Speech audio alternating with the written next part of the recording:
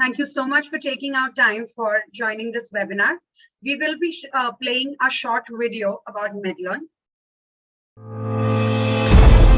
Hospitals work round the clock to serve patients. Being at the center of the action, hospital physicians and staff must confront every situation and every challenge. They must also keep up with evolving health needs and knowledge through ongoing comprehensive training programs. What they need is a promising solution to ensure a continuous learning journey. In today's world, technology is transforming life. Be it taxis, food delivery, everything we need is at our fingertips. Education is also going through a transformation, and we are at the forefront in the healthcare industry. MedLearn is a comprehensive learning, training and skill development platform incubated at Impulsys in India for healthcare professionals to attain the right mix of content, learning and skills that help them throughout their career.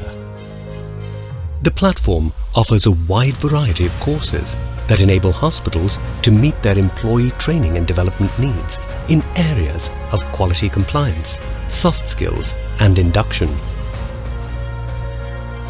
The platform is designed in a way that it enables easy tracking of the real-time status of their learning progress.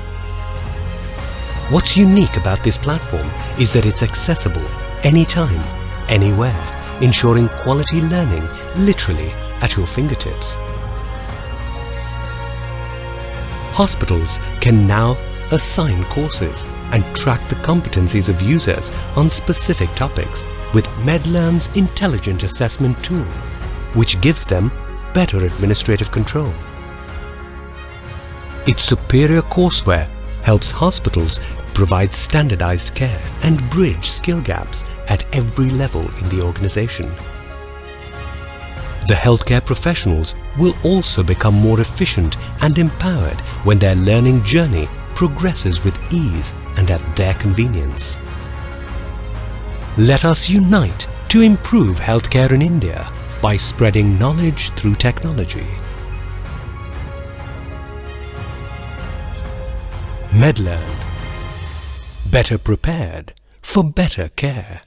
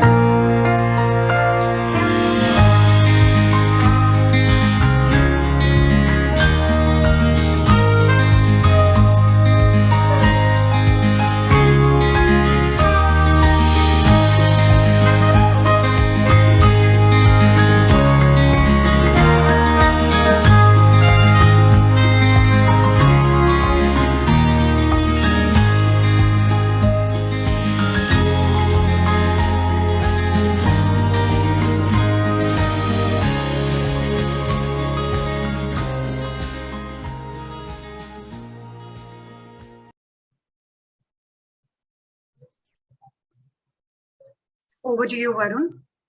Hey, thank you so much, Richa. Good afternoon, everyone. Those who have joined, I welcome you all on behalf of MedLearn team, and also welcome you on this interesting webinar, which is on the topic for today's webinar is on the reimagining staff training methods in hospital.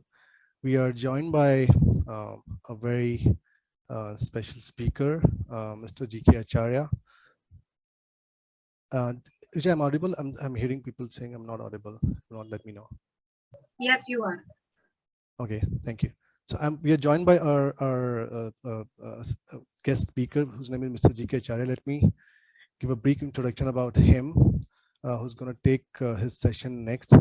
post I finish introduction. So Mr. Acharya is having more than 18 years experience in the sales, promotion, HR, and the L&D. Mr. Acharya is a leader in the field of redefining hospital staff trainings. Along with an MBA in the HR, Mr. Acharya is also a certified OD professional, certified assessment professional, and a certified performance and competencies developer. Mr. Acharya has worked in the healthcare industry for more than 10 years, having dedicated his time and expertise to both pharma and the hospital, pharma companies and the hospitals.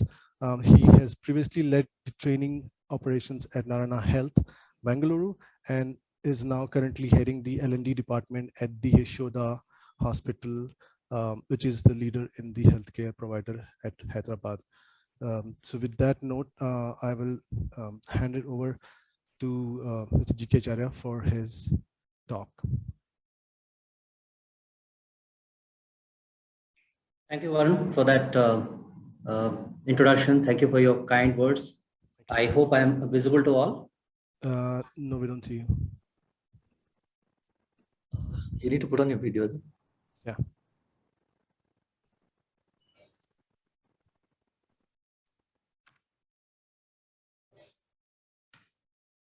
I hope I'm visible now. Not yet. Give me a second. No, not today.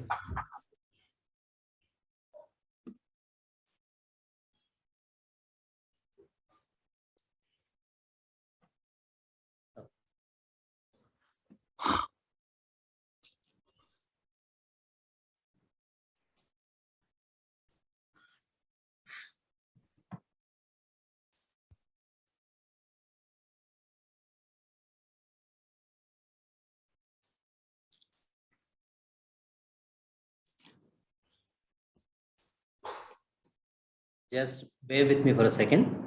No problem. Yep.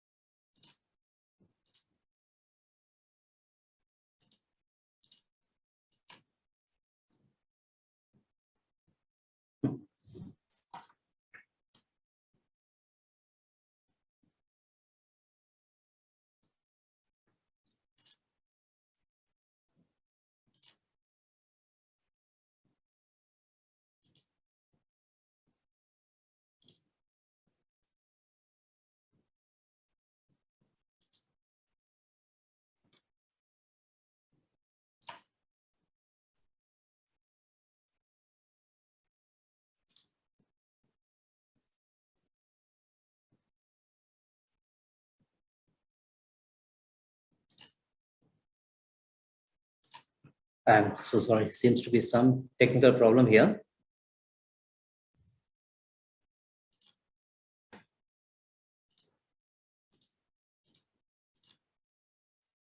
Yeah, to see you. Great, I managed finally. Yeah. Sorry about that glitch. I hope I am audible as well. Yes, you are. Great. So thanks Varun for that those kind words of introduction. I'm really excited to be part of this event and look forward to having very interesting and productive interactions with all of you. Thanks to the audience for taking their time out to be with us today. And I keenly look forward to hearing from you and Deepak about what's happening in the L&D space across the globe.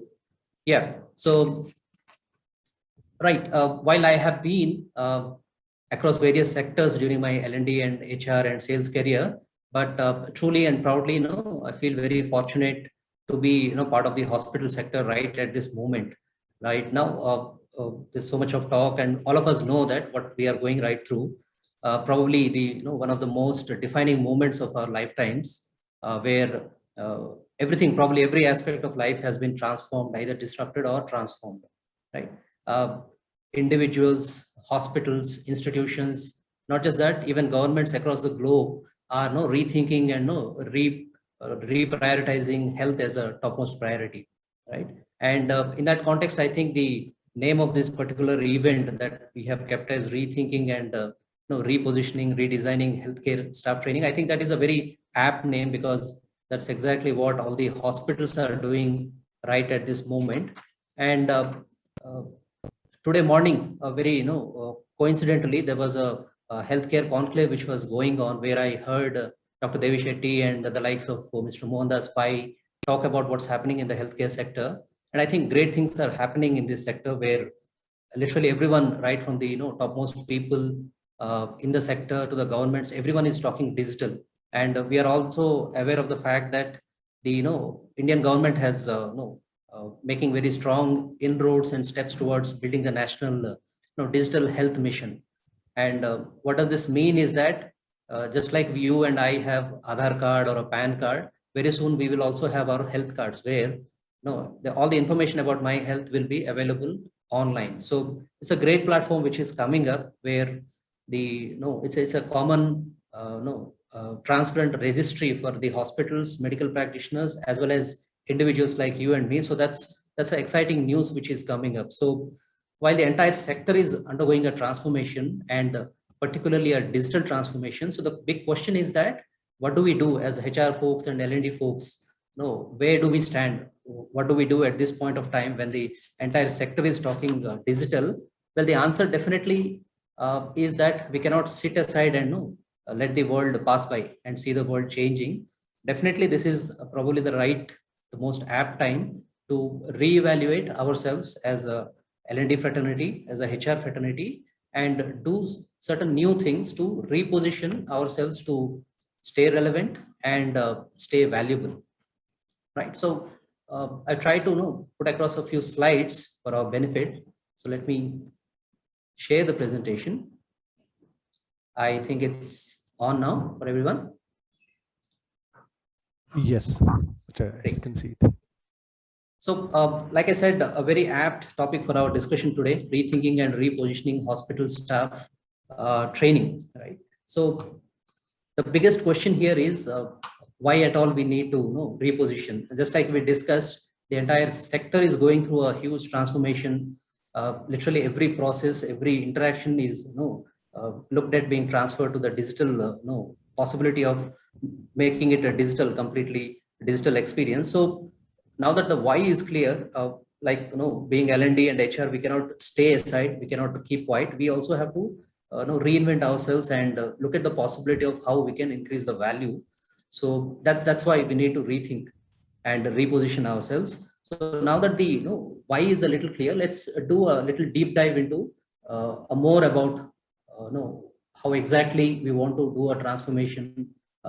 What are the possibilities where we can look at a possible transformation? So moving on, let's see.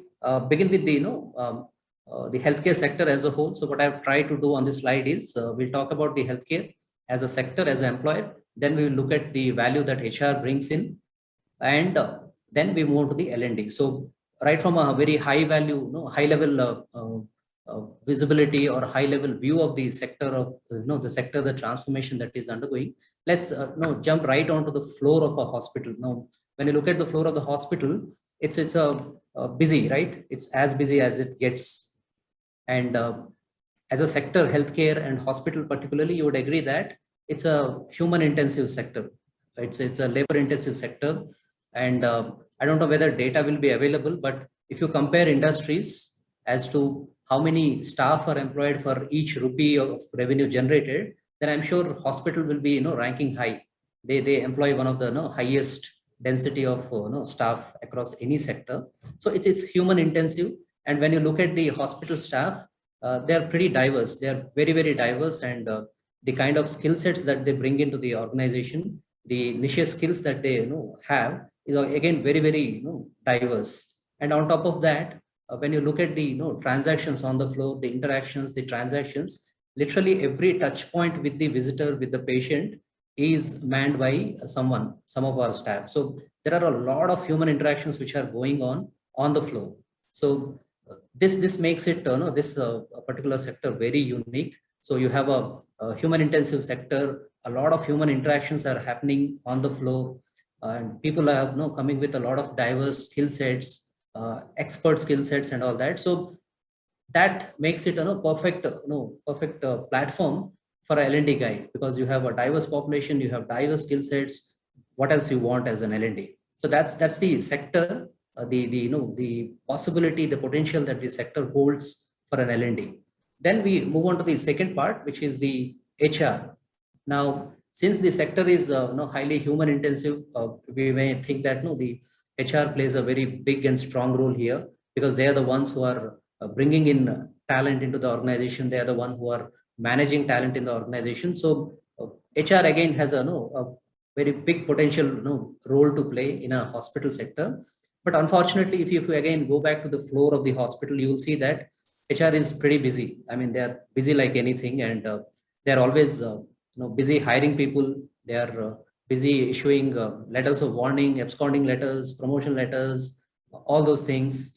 They are busy manning, busy doing the personal files. They are taking care of the promotions, performance management. So it's a pretty busy function. So at the end of the day, what happens is that the function is busy firefighting and busy doing so many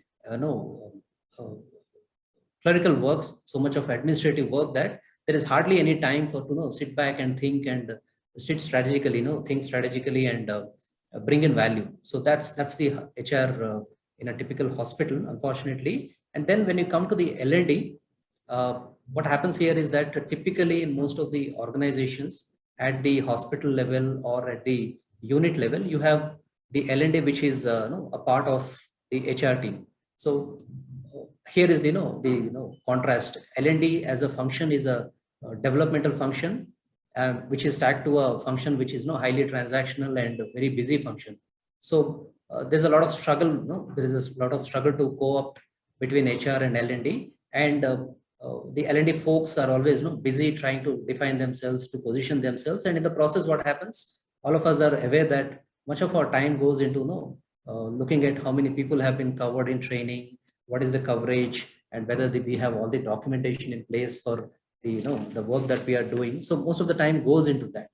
So that's the sad part of it. So what we'll do is we'll look at the L&D as is in a hospital, and then probably we look at each of the aspect as to what we can do to rethink and revalidate ourselves and reposition ourselves. So going to the next slide, let's see L&D as is. Now in a hospital, what happens is that it's like I said, it's a diverse workforce. There are so many different types of people. You have nurses, you have paramedical technicians, there are 100 different types. And then on top of that, you have a lot of security, housekeeping, administrative people, operations people. So it's a diverse function. So generally in a hospital, what happens, there are probably two different worlds coexist. One is the clinical and the other one is the non-clinical, more from a L&D point of view.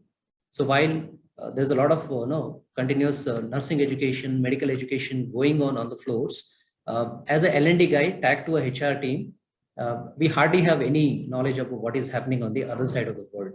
So it's a paradox where you have two different segments of L&D which don't get to speak to each other.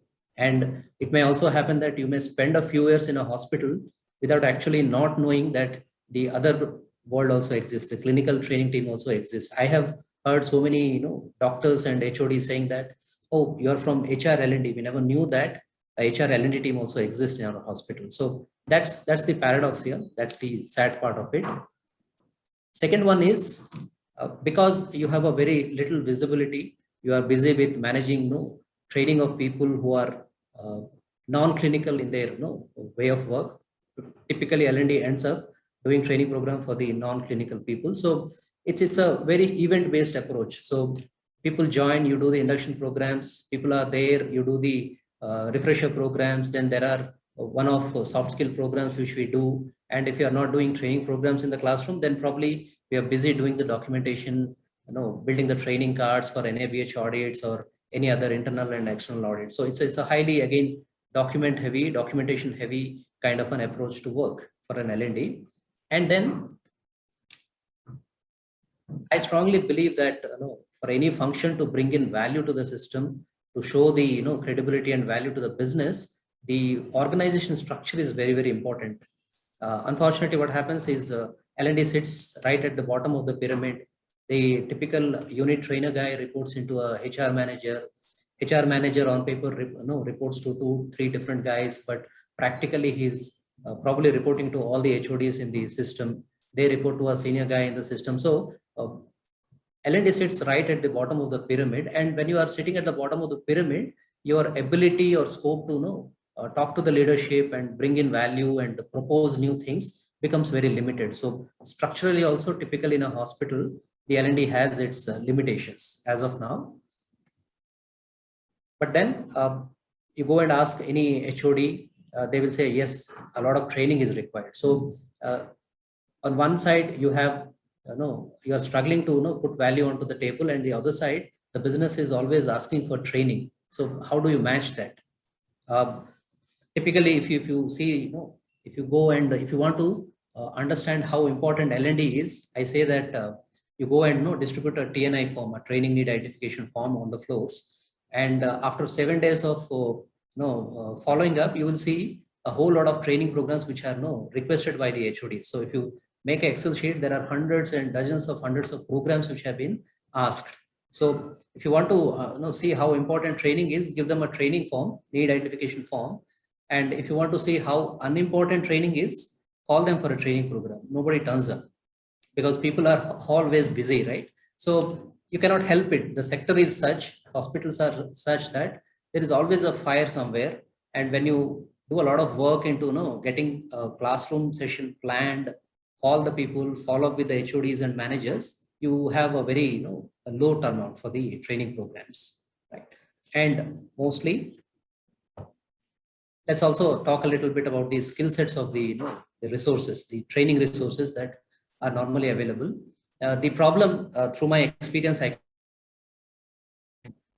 in L&D space, there are more solutions than problems. So the moment HOD calls you for a discussion and says, look, I have an issue with how my people talk to the patients, probably as a trainer, you're excited because back in your laptop, you already have 4 or 5 modules ready for that. So problem is that there are more ready-made solutions than problems. So in a nutshell, I think this is the hospital L&D as is, while I have tried to be neutral and put my perspective and experience on to this slide. Things may vary depending upon different organizations and all that. So that brings us to the pertinent question. Okay, if this is the L&D in a typical hospital, what do we do? Where do we need to rethink and reposition ourselves? Let's move on and see. First thing is, I think the most important thing that you can do as a L&D guy is to understand very clearly, find out very clearly as to what exactly your people need to learn. While there are a set of mandatory training programs which every associate has to undergo because of statutory requirements, outside of that, what exactly does your associate need to learn? I mean, try to understand what his role is and what exactly he needs to understand so that he can deliver the service to the customer as required. So my suggestion would be, if you want to really rethink, put aside all your modules, PPTs, and whatever you have, scrap them and build it again new and go lean. Train your associates only on those things that they need to be trained on. So that's point number 1 to be done. Secondly, look at your own function. Look at all the different tasks that you do on an ongoing basis. If you are not training, then what are you doing? And if the picture says that you are sitting at your desk, filling up forms, feedback forms, collating pre and post assessment forms, filing all these papers onto the personal files, making training records, then I think it's the time to stop. So as a L&D guy, you need to be very serious about what value you bring to the table and not do all those low value activities. So go green. I mean, that's one thing that I can strongly vouch for is we should go green. Take away all the paperwork, do away with all the paperwork and find an alternative where this all goes up so that you have more space, more time to do things which are more valuable to you and the business. Most importantly, I think the formula where we get it wrong is that we always keep on chasing the associates on the floor. So you line up a training program, you follow up with these people, you get them onto the training program, you train them. So it's always focused on the individuals. But the point that we miss is there is this guy called a supervisor or a manager or a HOD who's your key stakeholder. And this is the guy who's facing all the problems because of lack of training. And this is the guy who will benefit if you have good training programs in place. So partner with those people, go and talk to the supervisors, managers, kindle that interest about learning and training among them, and make them learning partners. Don't just keep them as stakeholders, but make them partners in learning. Just like HR has HRBP or business partners, what we need to do is we need to build business partners, or rather learning partners among the managers and HODs. And most importantly, while as a trainer, I always vouch for a traditional classroom training setup. But look, when you switch training from learning, you need to think from the learner's perspective, that what excites the learner to come to the training, understand, take your content, consumer content, and put it back into action on the floor. So try to explore what are the other methodologies, what are the other different media that you can incorporate into your training. So make it much more exciting for the learner so that he comes and takes your training. So we need to build more multimedia into our training. And most importantly, as an L&D, we need to be very conscious of the fact that practically L&D in a hospital is disposable unless you feel otherwise, right? It's a completely dispensable function. I have seen hospitals which have survived 3 years, 4 years without an L&D function. And I have seen organizations which have very strong L&D, fleet on street. So either way, it's there. So I think it's up to us as L&D fraternity to showcase that value for the business, that yes, L&D matters. And how do we do that? Think differently outside of coverage and assessment scores and feedback scores. Show them some trends, learning trends and behavioral change trends. And that is what we need to do. Right. So these are the 4 or 5 points that we need to do as part of the L&D. But the big question is that because we are low at the value chain, and we have so limited opportunities to talk to the leadership, and so many challenges like people not turning up. So the question is that how do I do all of this rethinking and repositioning? So a few solutions, few suggestions from my side would be: number one, talk to your leaders, talk to the senior most people in the team, and identify what exactly the people need to learn. While on the table there can be 24 different things that the people may learn, may require to learn. Prioritize and see what are those 3-4 topmost burning issues that the business faces, which the training can solve. So once you identify the core strategy, the core needs of the business, what we need to do is we need to figure out the best possible combination of different methodologies. Which program should be done in a classroom, which program should be can be done otherwise outside of the classroom. So find out, design a very nice blend of methodologies and create a very exciting set of programs. And when we can do these 3 things very consciously, I think that's where we can bring value, and that's where the L&D value proposition lies. Now, how do we do this? From my experience, I can tell that I've tried different things, but one thing which definitely works very well is when you take the help of technology. Now, like we started saying that the entire health sector is going digital, taking help of technology. I think it's a high time that we as L&D folks also start using and get familiar with technology and promote usage of technology as a core, very core part of our L&D offerings. So that's in a nutshell as how we need to, what all things we need to rethink, and what are the 2-3 things we need to reposition L&D so that the business sees value in us, and so that the L&D stays relevant and value add to the business. And going forward, during the interaction that we'll have going forward, I'm sure we will touch base a little more on each of these aspects. So that was from my side, Varun. So I'll take a pause here. Thank you so much, Mr. Chaya. That was really thought-provoking, and I was listening to you very carefully about the L&D perspective, right, and how the hospital are doing their training, because at the end it should help the business, right? Every hospital endeavor is to deliver the best patient care, right? At the end, that's what we all want. And the patient care will only be delivered if the staff is skilled, if the staff is regularly trained, if the staff is regularly monitored, um, and this is so true, because while we've collaborated with almost 170 odd hospital where 45,000 healthcare professionals are using our platform, we try and solve some of these problems, and you have rightly pointed out many of those right here, I think, and that has also set up the context for going into my quick presentation, which I might take 10 minutes. But then for all the viewers who are listening, we will have a panel discussion where we'll be joined by Deepak. Deepak Sharma is the CEO of Medlearn. He's there on the panelist. And Acharya, I'll ask you to bear with me as well for quick 10 minutes. So I think there are a few folks raising hands. I think they can ping their questions directly in the chat box, which I will collect them, and we'll take up the questions at the beginning of the panel discussion or sometime during that. Go ahead, Rohit. Yes. Thank you. So thanks, Deepak. So let me put up my slides on the screen and my topic. So as Acharya has clearly set the tone, and why should we use technology in managing the whole of L&D initiative, training, and ensuring that it helps the hospital successfully deliver its business, right?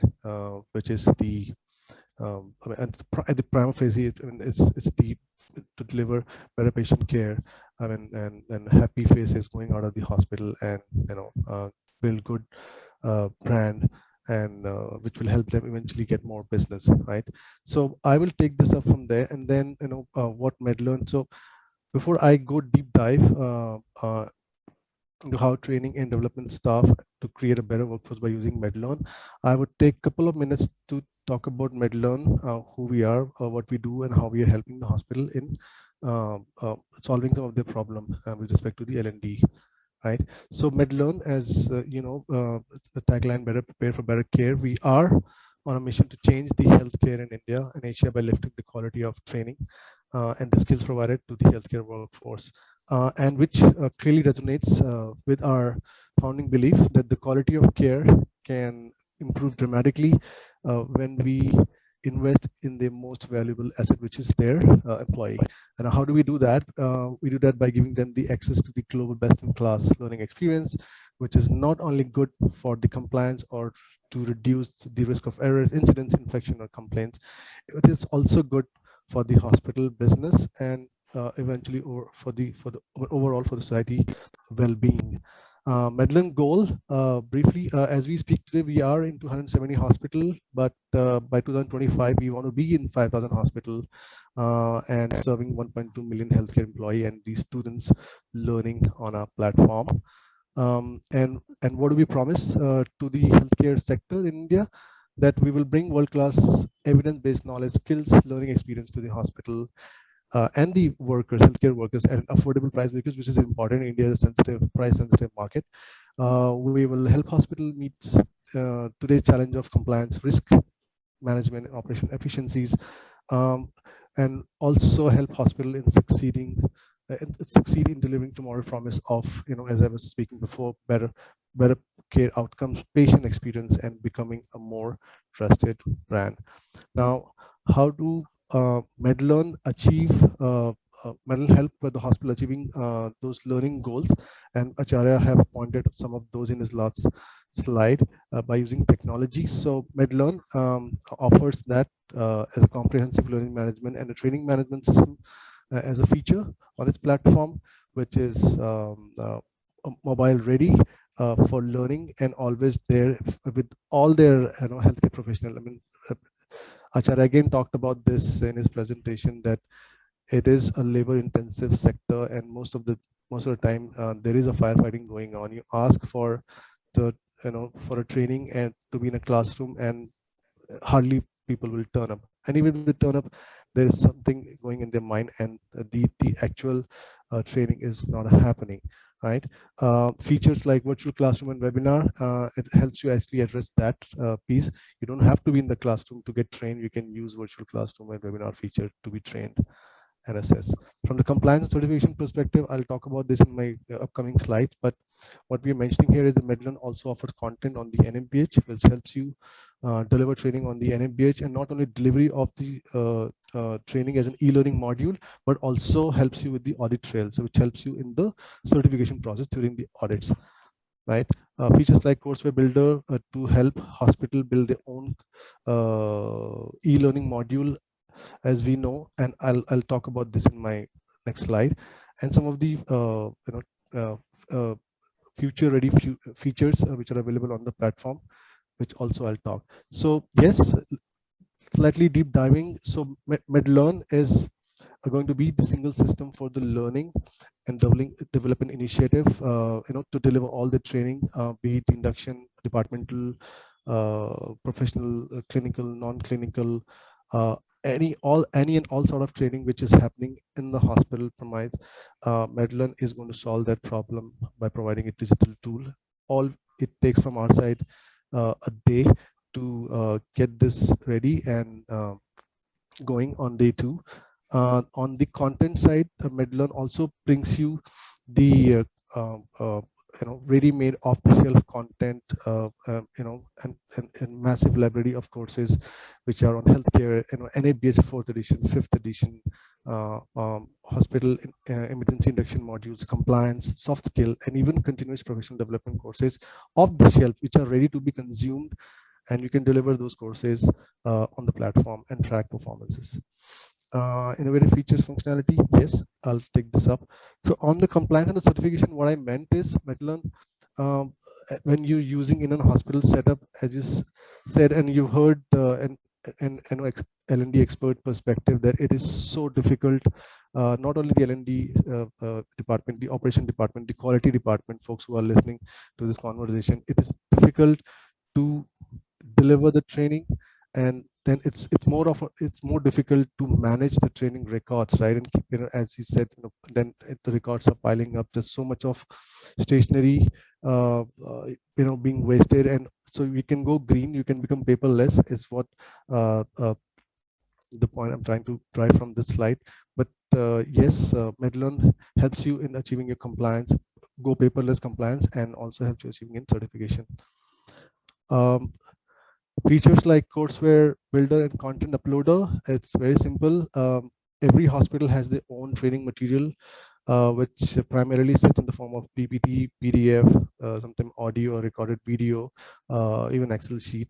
All of that can be knitted together, and Medlearn helps you create, Medlearn Courseware Builder helps you create, rather convert all of that into an e-learning module, which becomes your IP, and you can deliver those as a recurring training to all your upcoming sessions as and when you need, right? You can add certificate credit to this whenever you want to, whichever course. Since we're talking about the content part, Medlearn also offers you, in addition to the content which exists on a platform, be it the emergency induction module, some of the soft skill, the NABH 4th and 5th edition, patient safety, hospital infection control. But in addition to that, there are times when we hear from hospital management or the L&D folks that we need specific courses on clinical, we courses on professional development, leadership development, courses on sometimes the software aspect, the stress management and all of that. Those specific courses we bring you to Medlearn platform through our global content partners, and some of them are mentioned here: the NSPARK, Microlearn, McGuire Pedagogy. And we talked about the CPT program before. The CPT program is we are in Medlearn in India, the first time in Asia that we are bringing, in association with the prestigious Royal College of Nursing UK, a continuous professional development program, which is an annual subscription, comes with a very, very low price of 1,500 rupees. What we do is we on the day of subscription, you get 30 odd learning modules, and then every month we keep on adding 2 new modules, so that the user and the staff gets motivated, and and they finish at the end of the year, they get certified or other certification from the RCNI. And also in the future, coming up on platform is the books and the journals from the Walter Clovers and the famous British Medical Journal. On the analytics monitoring and uh, part, again, as I said, if you are doing the training, and if you have a training management system and a training calendar for all your employee, and you have more than 500 staff, or even less than 1,000 staff, you have multiple geography locations, you're managing those. And if you're doing it on a paper base, we hear this from the nursing educator, the quality department, the learning development department, that they on the classroom session, you will have you will go with the preparation, you will run the PPT, you'll deliver lecture, then you do have a pre-test, you'll have a post-test, then you have a feedback, right? All of that is happening on a pen and paper model. Then somebody goes and keys in on the system, and then finally from there it gets printed and goes and back into their personal files, right? That's some that takes away a lot of bandwidth of the HR folks or the operation folks, L&D, or even nursing educator folks, right? MedLearn solves that problem for you, just because you don't have to worry about the audit trail, the documentation part, the attendance part, and all of that. So yes, you can monitor the progress of the staff on a day-to-day basis. You can check and download the reports on individual and group level. Obviously, you will have the leaderboards with the names of the scores of individual employee. What it does is it inculcates the the behavior change of the user or the staff to start learning on the digital platform, and not depending on a classroom session for them to learn and acquire a skill and deliver better care, right? Training management system, I've already talked about it. I won't take much time because I think we are running out of time. It's in a way of a more efficient way of handling your current training program vis-a-vis if you're not using a digital tool. I'll run this too faster. So what MedLearn training management system helps you do is to plan your training in advance, notify learners in advance, review status and track progress. You can fix the start and end date. You can assign the training according to the their designation, their department, or the learner group category. And at the end, yes, you can also assign the credit and certificate if you wish, or you want them to produce the certificate at the end of the program, right? Talent assessment is one more piece on the MedLearn, which is slightly deviating and from the L&D folks. It helps in reducing the hospital HR bandwidth in managing the screening, the hiring part, whereby in the hospital, typically if you want to hire a new talent, especially the nurses and the paramedic staff, you will do a drive. You don't have to do that. You can do assessment from without even candidate being coming to your hospital. Only ask the candidate who clear the screening process, right? Thereby you save massive amount of time. You don't have to go through the entire process of doing it on your premise, right? And of course it helps you in conducting the appraisal and their assessment reports. Very important piece on MedLearn. So we have the technology, the learning management system. You have the hospital specific workflow, which I just talked about. Then we have the world-class healthcare content. All these three things put together, and then the most important value proposition of MedLearn is the hospital success team. You can treat them as your quality and extended training expert or an extended L&D expert. What they do is they come with a background of working in a hospital, quality department, and then they also come from the background of MHA.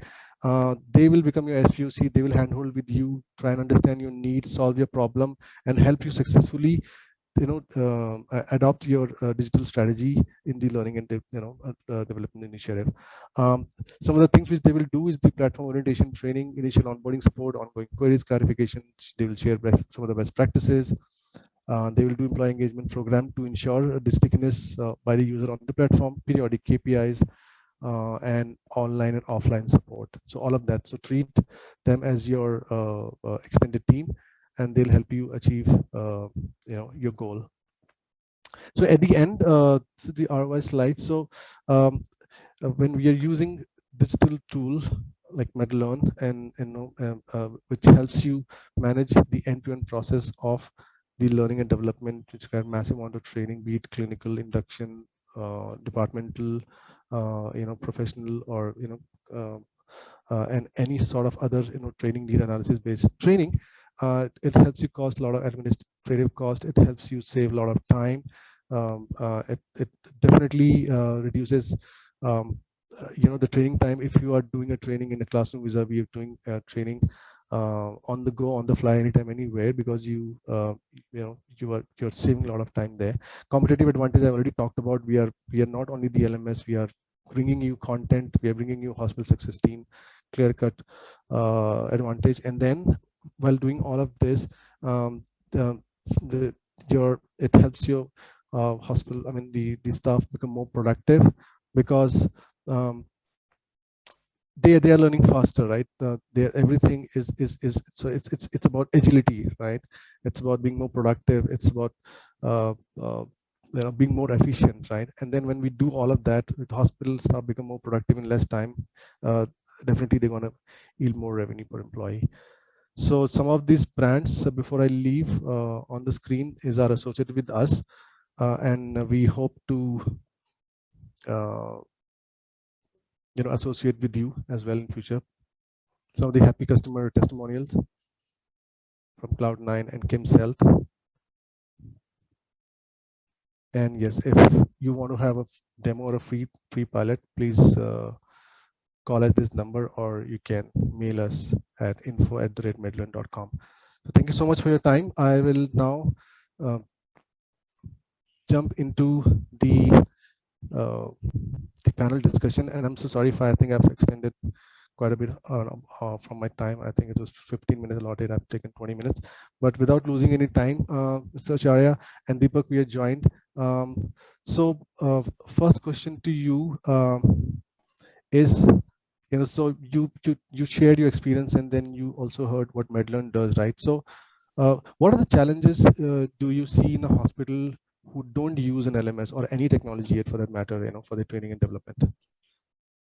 Yeah, Varun. So what I can do is, since I have worked in a hospital L&D before an LMS, and I also had the opportunity of working with the LMS in hand for about 2 years, but I can see that probably if as a hospital, if you are not using an LMS at this point of time, I think you are losing a big opportunity of transforming your function from a mere training execution function to more of a learning partnering opportunity is what you would miss.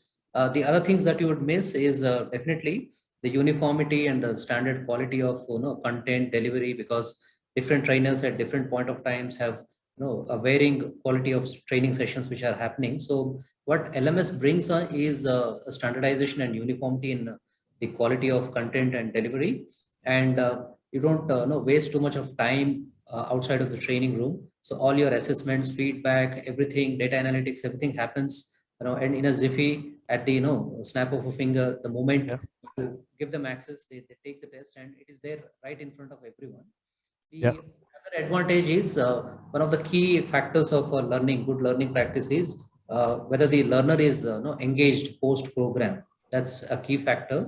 So with an LMS, what you get is that the learner is able to see his learning journey, his history, where he has done well, where he has probably needs to do better. So it's right in front of him. So it's like my report card in front of me, which is otherwise missed in a traditional approach, because you call people for training and then you let them go. And sitting at your desk, you do the pre-post assessment, feedback assessment, which as a learner I never get to know as to how I perform. So that's one opportunity that you miss. And what LMS has brought is the chance for me, the opportunity for me to use a different media of learning. So you can blend them nicely so that you have a better user experience. And the bottom line is that with the LMS, I could drive the mandatory training program, the statutory compliance program, very, very effectively, which is otherwise a mess generally in hospitals. So that's 2-3 points that come to my mind if you are using an LMS and not using an LMS. Not using an LMS. Well, thank you so much. That's very interesting to know. Yeah, I mean, you're right. How an LMS brings the standards and uniformity in the way training has been delivered. Very well, very rightly said so. Deepak, coming back to you, the question which is there is that how can the impact of the training be measured with the new methods or the technology, driven of a training? So, how can we do that? How can the impact of training be measured with the new methods?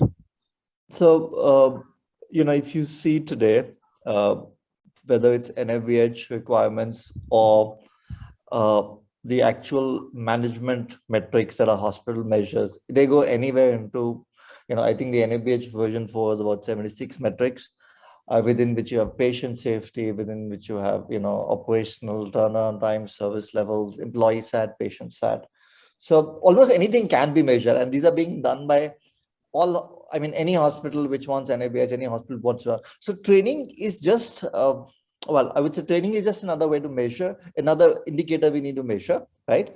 And, some of the very interesting things Mr. Acharya has spoken about, it's obvious that it is really one factor which can drive other factors, right? It's linked to almost everything, right? Yeah. So it's a question of connecting the dots. The data does exist, even if you don't have an LMS, but you're doing your training, but it's obviously that much more painful to demonstrate the impact, right? Yeah. But let's start with this. If you're measuring your at an employee level or a department level, the specific training completions, etc., and you can also measure over a period of time the business indicators which relate to that. They're obviously, you can run more sophisticated products, but projects to measure the impact of training. But in many cases, some of those things are fairly obvious as you measure over a period of time, the business indicators and the training indicators for that department. And if you, particularly those interventions have been driven by an identified gap, if your patient satisfaction or your survey shows, lack of communication skills, lack of, courtesy, lack of waiting time, etc. So you can literally measure the before and after. You can measure at a knowledge level. I think that's the easiest thing to do. You administer a pre and post. Before you administer training, you look at the learner's own assessment, etc., of how effective the training was, right? But then you can really also, you can take it to the next level. You can look at the supervisor and get feedback, either the appraisal process or the competency process, saying, have we improved? But for that, you need to have a competency framework in place, which you take seriously, right? And finally, as I said, there are dozens of metrics which are some are compliance driven, but some are literally, the lifeblood of the hospital, right? They affect the operational profitability, and those are being measured. And you can easily tie those back if you just set up your measurement. In fact, we're initiating projects with some of our partner hospitals in the 170 hospitals that we have in our network, saying if they want to collaborate and produce these best practices, right, to connect the training intervention to either the learning metrics directly, performance metrics, or actually business metrics. So fairly reasonably straightforward to set up. I think most organizations do measure it. I don't think healthcare should be an exception. I don't think it's a very difficult thing to do. So we're starting off some of these. We should see some interesting results over the next few months. Right. That was quite elaborative, Deepak. Thank you so much. Acharya, going back to you, in the interest of time, you mentioned a blend of instructor-led and the technology as a value proposition, right, for hospitals. Now, how can this be achieved while at the same time not compromising the learning experience of the end user? Yeah. So one thing we need to be very clear at the beginning is that your technology or LMS is not going to replace the conventional classroom training. We have to be very clear. Technology is not taking away the classroom. What technology or an LMS does is it complements your ongoing training interventions. It actually supplements your classroom training program. So while as a trainer, being a trainer, I'm a big fan of classroom experience. That's where the social learning happens. We have to consider one factor as a very critical factor here is that out of the entire learning journey, what is very key from a learner perspective is the learning experience. That's very critical in the success of an L&D. So typically in a classroom session, it's very ideal where you get to meet people, interact, have those discussions, conversations. That's ideal. But again, inherently classroom setup has too many variables in it. So you have the availability of a room, as simple as that, in a hospital. Then on that particular day of the training program, whether you have people available or not, people are in different mindsets, or they are under different pressures. They are at different points of their work in that particular day, and so it doesn't necessarily create the same experience for everyone. There are people who are disinterested. There are people who are disfocused. There are people who are distracted. Then there are people who are faster in learning than me, and then there are people who are slower than me in learning. So there are too many dynamics, too many variables in a classroom setup. So with all the good intent, there are certain programs where classroom is the best, but for all other set of training programs, I think it's wise to switch on to a technology platform where you can actually bring in self-learning. What LMS helps is bring in self-learning. So I don't have to worry about people sitting next to me. I don't have to worry about the fact that someone is smarter than me. So I can sit at my own place. I can consume the content, understand at my own pace, and I can still reach out to the trainer or whoever is the subject matter expert if I have any questions. So that gives me that space and security of learning at my own way, in my own way. So that's a big advantage that technology brings in. And the other situation, typically in a hospital setup, an associate has to undergo a series of learning. There is a learning path. So what technology brings here is that you can nicely blend a classroom setup, classroom training programs along with technology aided training programs, so that, let's say, as a manager, the L&D has devised a managerial development program for me. So there's a classroom program for me, then followed by a self-learning. Then there is a peer learning where all of us come to a platform like this and we have a virtual conversation. Then there is peer interaction through the chat box. So I think a while back we were talking about multimedia, right? So what the technology does is nicely complements to your ongoing classroom sessions. So if you have a very clear strategy, a very clear path for the learner, I think IIT and LMS or a similar technology platform can do wonders for the learner as well as the trainer in the organization. And going back to the point number one is together they create a very nice and very sustaining learning experience for the end user. So that's why I'm a strong proponent of a mix of IIT and a blend training. Very rightly said, so. Very rightly said, so. So moving on to Deepak. Deepak, next question is to you. That what kind of ROI can the organization expect if they invest in a learning management system for the training needs? I can take that straight from your slide, right? But to be, to sort of break that up, I think you can look at, I think that slide was very well put together. There is actually 4 or 5 components. Some of them are very obvious. Some of them really need a degree of, just looking into the hidden costs, right? So there's obvious costs of, time spent, which, Mr. Acharya also pointed out, there's lots of non-value added activity. Organizing before, after paperwork, just cleaning up before and after, reporting back. So to free up that time, there are hospitals which are actually, and again, Mr. Acharya pointed out so if the training function is an L&D HR function and there's a clinical training function, there's a double burden, right, on both sides. The L&D HR function is doing the paperwork. On the clinical side, it's fairly even more dramatic because you have senior nurses who are acting as educators. If they're acting as educators, they're conducting their CNEs. They are also conducting sessions. They are coordinating with other sessions. These are fairly mid-sized hospitals, not small hospitals, where a nurse educator with a very, maybe 15, 20 years of experience is coordinating with HODs on WhatsApp just to plan the training and build out the training calendar for the month, right?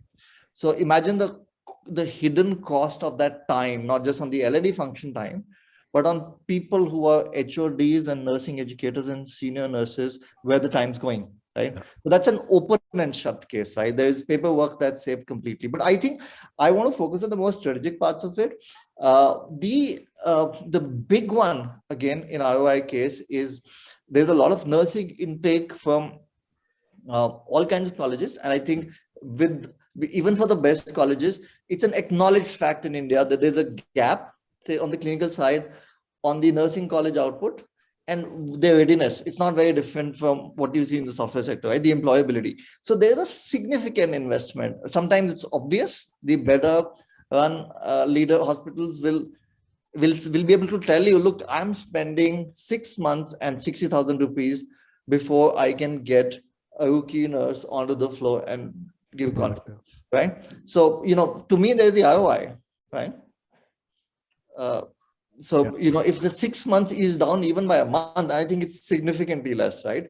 Because the entire efficient planning, execution from whether you plan by NABH guidelines saying I've got to do induction departmental, or you have a TNA, or you have a competency matrix system, whichever way you do it, I think without training management system, without an LMS, the planning is such an inefficient process. And then think about executing. And so even the learner time, instructor time, administrative time, if you start adding up those costs, right, you have an open and shut case. I think the ROI is 10x in the first year. I mean, if you really, really want to be aggressive about it. And then I haven't even come to why we set up. I think this is where we find an immediate connect. But I think the more visionary leaders know that better trained staff, whether it's patient safety, whether it is patient interaction quality, whether it is patient education, means a better brand for the hospital, means better referrals, better word of mouth, better brand. So the top line impact, we're not even, I mean, it's difficult to estimate, but other studies, other countries will show you that the impact of better training leads to better patient experience, leads to better financial outcomes. But I would say just the saving side, bottom line alone, you have a open and shut case. You can recover this in a few months. I mean, this is, and particularly, obviously, you need to design it well. You need to have the right blend with the ILT, etc. You can't do it with everything. But I think if you utilize your thinking, your entire process of planning, executing, reporting back, engaging, higher productivity, better engaged staff, better patient success, the ROI is not even a question. But I think the slides, the 5 buckets were very well put there. But we just really need to put some numbers there. Yeah. Thanks, Deepak. So I think pretty much related question to Acharya that, what are some of the key features in an LMS that will excite you as an L&D person, right? And maybe I can add the other question as well, right? So what are the prerequisites in taking up an LMS? I think both of them fairly. Absolutely. I think yeah, so both, please. So the prerequisites, if they are taken care of in the LMS, I think that will excite me as an L&D. I think it's pretty simple from a user perspective, as an end user. If that one nurse who's sitting on the remotest of the nursing desk of my hospital, if she looks at this LMS on her mobile and it doesn't scare her and she's confidently able to navigate the interface, I think that's what I'm looking for in an LMS. As simple as that. And similarly, if that housekeeping supervisor can it doesn't scare him and he can easily manage his training, where he is able to assign courses, he's able to look at the data, that is the consumption patterns and all that. I think that's a job done for me. So for me, the LMS has to be pretty simple, very, very simple, so that the end users like nurses, housekeeping staff, and everyone is able to use it without any hitch. And otherwise, I think a little bit of gamification where you have leaderboards and scores and comparisons. I think that excites users more than anything else, where I can see where I stand vis-a-vis my team members and others at the unit and other units. That's the point number 3. And yeah, from an admin point of view, from a L&D perspective, I definitely analytics, because end of the day, it's an investment and I need to go back to the business and show results, right? So if the analytics are simple and meaningful, they throw meaningful data and analytics, I think the job is done, right? So these are some of the key features that would like simple user phase, easy to use, and simple gamifications, and a lot of data analytics that is it is able to throw to me. I think that will excite me. And definitely from an organization point of view also, we need to be ready for a LMS. Like I said, it's not coming overnight and replacing your ILT, and it's not going to suddenly improve the value proposition that L&D brings to the table. So as an L&D, I think you have to be prepared. My message to all the L&D people out there would be to make yourself familiar with technology, because the world is changing. More and more digital and technology is coming. We cannot sit back and be the old school forever.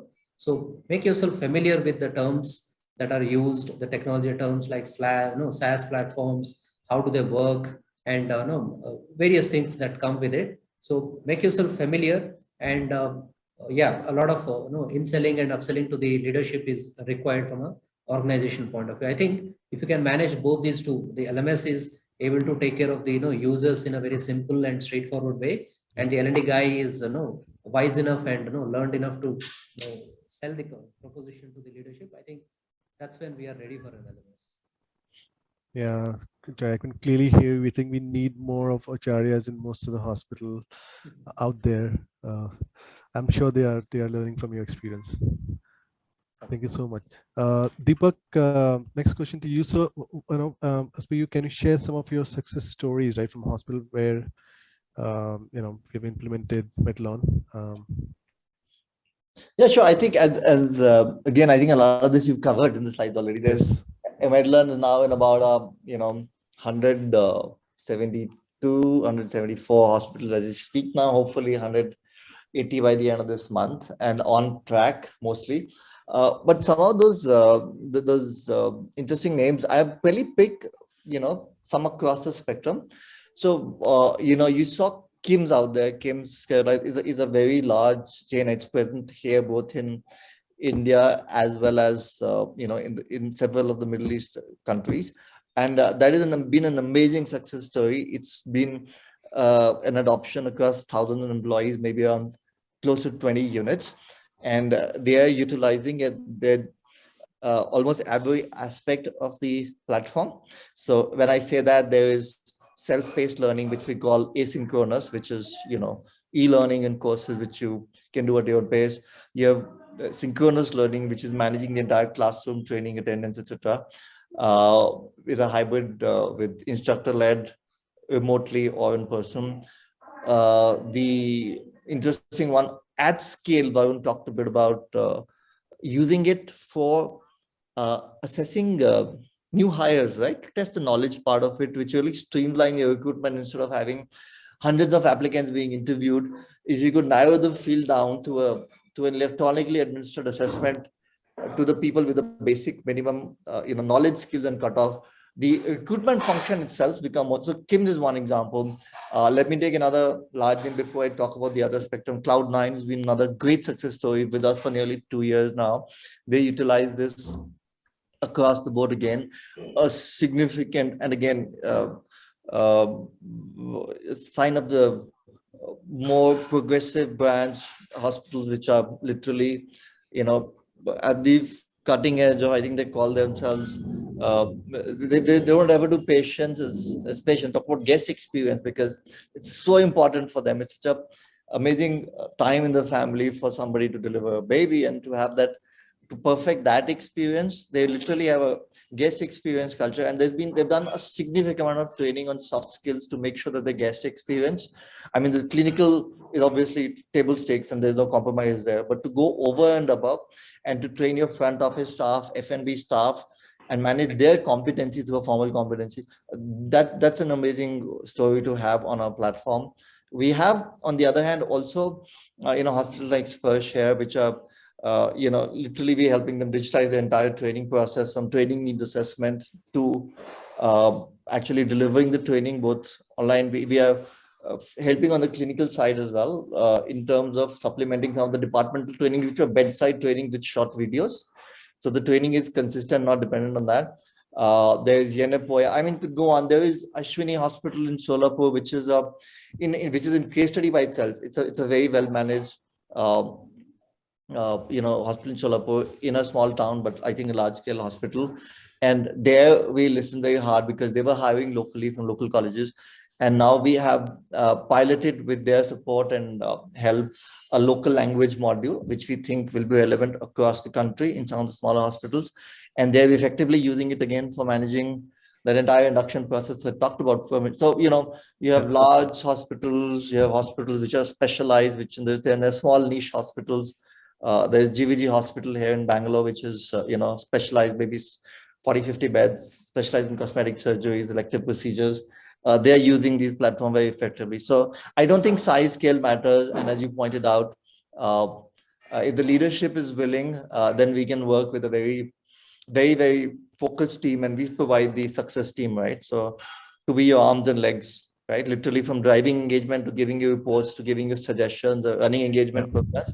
So large hospitals obviously have an advantage in the sense they have a team for themselves, but we are here to support everybody. So we've seen success. As I said, I can really go on, but not enough time for 107 case studies. Yes. But I think 4 or 5 are good. Yeah. Thank you, Deepak, so much. That answer. Now, I think in the interest of time, I'll ask last question to Acharya. I mean, to close our panel discussion. Acharya, how has been your experience within LMS, right? So that's the first part of the question. And the second question is, did you come across any challenges initially? And if yes, how did you overcome those?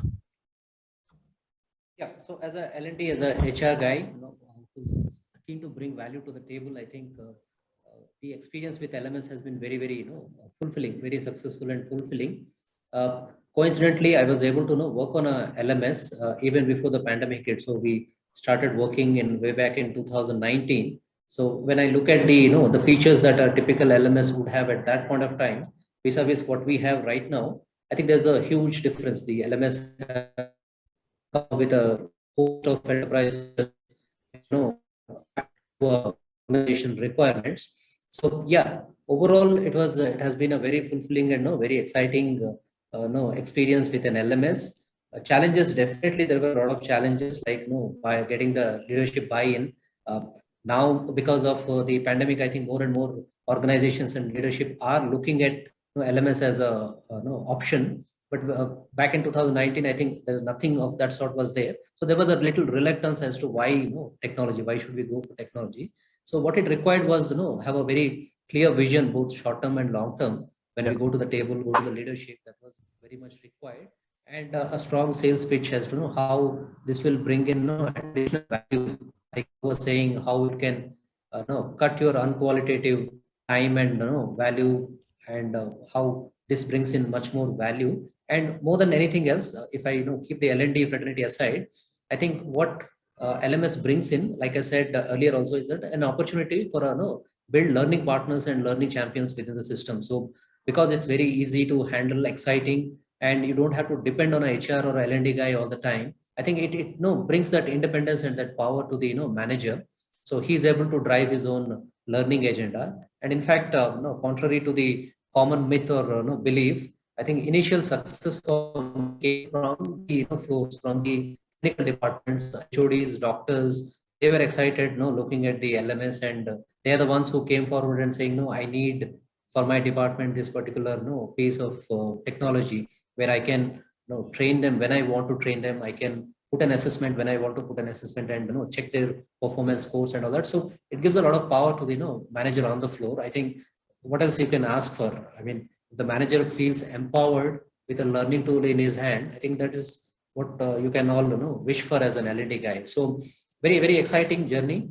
I think what LMS needs to do right now, or looking at a hospital, we have been talking about hospital, the specificity of a hospital dynamics, right? How hospital is different from any other employer. I think what I would look for an LMS to summarize is that any generic LMS won't fit into a hospital workflow. So if the LMS knows the hospital workflows, if they understand how the hospital functions on the floor, for the different levels of managers, and how learning happens, if LMS the LMS provider can invest time and money into that, I think that is going to be big differentiator. And probably that's one of the major factor why after coming to Yashoda Hospital, I think we also decided to partner with Medlearn, because of that one factor is while from a features perspective, all the other dozen LMS providers out in the market are fairly equal, comparable, and not very different from each other.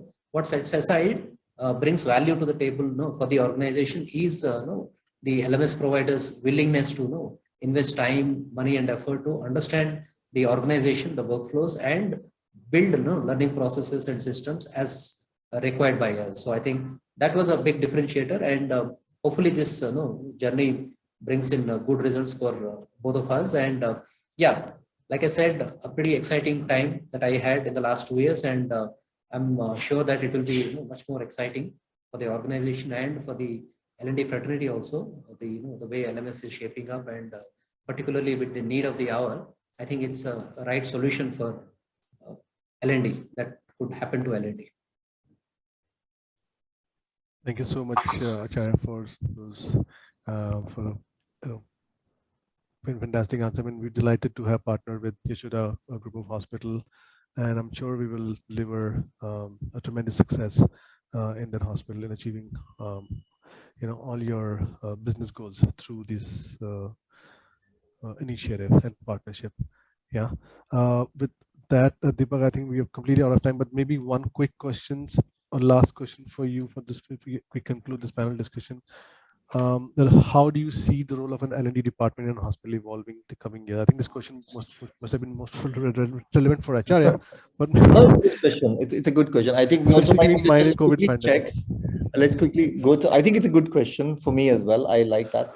I think Richa may have some audience questions. We'll just quickly check after this. So we request you not to go away. There's some audience questions. We'll take them as well, although we're a little low time. So, the way I see it, I think it also, let me first start by thanking Mr. Acharya for the participation, for the business, for the partnership.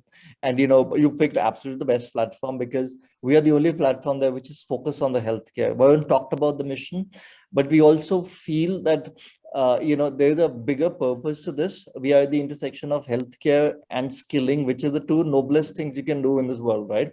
And we think that the time is right for the Indian healthcare sector. It may not be super obvious, but I think the aspects of formalization, the aspects of standardization, it might take another 2-3 years, right? We have NDH, the NABH came in some time back. We had the recasting of all the medical councils, the nursing councils. Now the regulations around continuing nursing education, new nurse practitioners role. There's a lot of investment going through the PMJ mission. So I think a lot of the government sector parents inflows, the demand from everybody will lead to a much faster adoption of formalization of standards. We think the time may be exactly 3-4 years later where nobody can ignore this, whether it's for a compliance related thing or patient satisfaction or quite conceivably I can see that we can achieve what maybe the US is still trying to achieve, which is value-based care, payments outcomes. I think a lot of that will drive quality and standardization across the board, and there's going to be a lot of technology, but care is still going to remain very human intensive, right? That's why it's called care, right? So I think the quality of human resources, the interactions is going to be increasingly important, and there's no other way to manage it either. In a small setup, if you are really overseeing everything and doing everything yourself, that's one. But even in a modestly sized setup, if you really want to be assured about your quality and the satisfaction around your brand, there's absolutely no holding back the formalization of L&D and a systematic way of making sure that you're managing your talent. So that's why some of these, we may be a little ahead in some of these things, but we are focused on healthcare. We will continue to be. As the sector evolves, the L&D profession, I think hopefully we'll see a lot more leaders like Mr. Acharya across hospitals. Our roadmap is already aligned to over the next few quarters. We're building in competency frameworks. We're building in community-based learning. We are going to bring in resuscitation-based training as well. We want to start building in simulation-related modules on this. And a lot of this, as we will be there before the need is there, but we're also aligning very carefully. So to answer your question, the sector is evolving. I think the growth is there. The awareness has become much higher because of the pandemic, unfortunately, but it also gave a momentum to the need that was latent.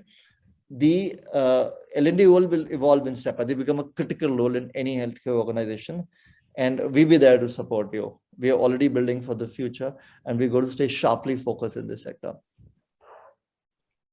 Thanks, Deepak. That was quick. I think so. We're trying to take some questions from the audience. Richa, yeah, she's there. I think she's on mute, but I think I can take one question. Richa, you want to take? Okay, please go ahead. No, Varun, please continue. Okay, fine. So, Acharya, I have a question which I can ask on behalf of the viewers is how easy or difficult it is for for a hospital to adopt technology when it comes to the training, right, and managing the whole L&D initiative, right? Because this is, I think, we see it more often than not, right? That okay, is the technology going to be really helpful? I think you talked about it, but then some of your earlier experiences or even existing experience, right? If you want to throw some light, what do you think should be the answer to the audience, in this perspective, right? The adoption and how we can I increase think, that. yeah, the answer would be no, this will be difficult and easy both at the same point of time, because, like I said, no, if you have a very clear vision as to why you want to onboard LMS, and if the vision is very clear, the sales pitch is clear, everyone across the leadership and HR leadership and the business leadership and L&D are pretty clear about what exactly they want to do with the LMS. I think it becomes very easy, and once the decision is there to experiment and to go the technology way, definitely there will be new learning, because we are not used to building courses on a platform. We are rather used to making PPTs and showing it on a projector in a classroom. So definitely there will be a new learning. But from my experience, I can tell you that as a trainer, you would not want to miss this opportunity of this new learning, because no, you have the opportunity to tweak and play with a lot of new different media. And yeah, so in a nutshell, if you know, the answer is yes, both. It will be difficult and easy at the same time. It depends on how strongly committed you are towards your vision of bringing technology. If it is weak, then you will face challenges. But if it is no if you are able to sustain that leadership interest and that kindle that no excitement around your managers and HODs on the floor, I think it's a pretty good option to look at. Okay, one quick extension to that same question is like, how has the L&D strategy changed during the COVID pandemic? Are you doing something new? I mean, have we changed some of it, tweak our strategy a bit? Because I think you've been using technology for a while, but has something changed? Definitely the adoption, but anything else? Yeah, definitely. I think things have changed. I mean, when the pandemic hit, everything came to a standstill, right? All the training programs were stopped, and you have this new norms of physical, distancing, and more focus on the personal hygiene and health and all that. So, it threw a big challenge to the L&D, because the big question was to know whether to do a training program in a classroom or not to do. And if at all, yes, we have to do a training program, then when is the right time to do a classroom? When is no right time to return back to classroom? So that threw a very big question.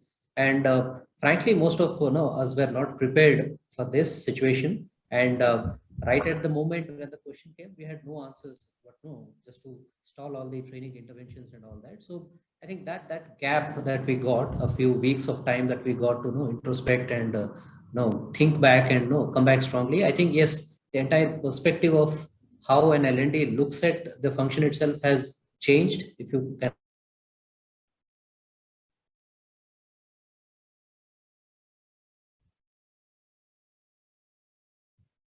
Sure, I think we're Yeah, there seems to be. coming. Yeah. Acharya, we lost you in the last 10 seconds. Can you repeat? Yeah, sorry. So what I was telling that while the L&D has an opportunity to introspect and redesign itself, it also gave a opportunity for the business also to take a pause and look at what brings value. And because of the social distancing norms and all that, I think strategically this has been a phenomenal year for the L&D fraternity, right? A lot of new things by design and by default and by force have come into the L&D. And I think good or bad, I think we are poised in the right way, in the right direction. And like I said, technology is one medium which can which can accelerate your journey towards achieving that strategy. I think that's what has happened for the L&D in the last few months. Indeed. Yeah, it must have been very, very tough time when the pandemic started, right? Yes, we can certainly relate to. So I think, Acharya, on that note, Deepak, with your permission, I think we are completely out of time. It's 25 minutes above 4 o'clock. The budgeted 1 hour time. I think we are still joined with many of our friends and colleagues on the other side. I think most of the question would have been answered with respect to the L&D perspective, which are persistent in a hospital environment overall in the healthcare ecosystem. But those which are some of the questions which are still not answered, you can reach out to us at or rather write back to us at info@medlearn.com. I repeat, info@medlearn.com. You can reach out to us and we'll reach back to you either through a call or an email response. So looking forward to meeting out you guys there and collaborating with some of the hospitals who are listening to us. And with that note, I also thank you, Acharya, for your time. Completely understand the need of the hour, and having this session taken by you on reimagining staff training methods in the hospital. I think there's a big need in the way we are doing our training and the way we are conducting our training, and eliminating the redundant processes, saving cost, bringing more standardization and uniformity in the way training has been delivered. I couldn't have agreed more. So on that note, we thank everyone who have participated today, and hope to see you again in our next webinar series. Until then, goodbye for us from now. Bye. Thank you, everyone. Thanks. Thank you. Bye, Acharya. Bye, Acharya. Bye, Varun. Thanks, Acharya. Thanks for a very good session. Yeah. Bye-bye. Hold on, Richa. We have to close.